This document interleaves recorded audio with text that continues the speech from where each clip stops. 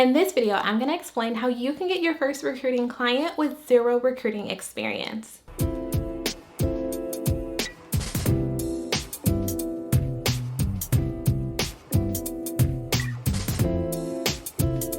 Hey, what's up YouTube? It's Natasha, the business recruiter. Welcome back to my channel. So if you're in the process of just starting off in terms of creating your recruiting or staffing agency, I am here to tell you that having prior recruiting experience will not necessarily dictate how successful you'll be in terms of being able to get your first client. Part of that process is you really understanding who are the individuals that you should be reaching out to and how you should go about reaching out to them. Now, there are many avenues that you can take in regards to business development. You can do cold emailing, you can do cold calling, you can network, you can go to different conferences. There's a multitude of ways in which you can get prospective clients. But if you don't understand exactly who you should be talking to, this could hinder your level of success. And this is for those who are just starting out, as well as those who have been in the recruiting industry for some time. I'm here to tell you that the number one individual that you want to ensure that you are focused on when you're reaching out to prospective clients are going to be those individuals within organizations that are considered to be decision makers. Now, there's a couple different ways that you can look at a decision maker. However, my definition for decision makers are those individuals within an organization who actually have the power or authority to be able to put a contract in place. Meaning, if you were to go through that process of reaching out to a prospective client and ultimately you get to the point of presenting a contract, you want to make sure that you're talking to an individual who ultimately has the power to sign that and put it in place for you. Now, after you've signed the contract, that individual may introduce you to someone else within the organization who you may be working with. However, you want to ensure that that first point of contact is with an individual who has the power or authority to sign that contract. Now, typically, these individuals are going to be those who are really high up or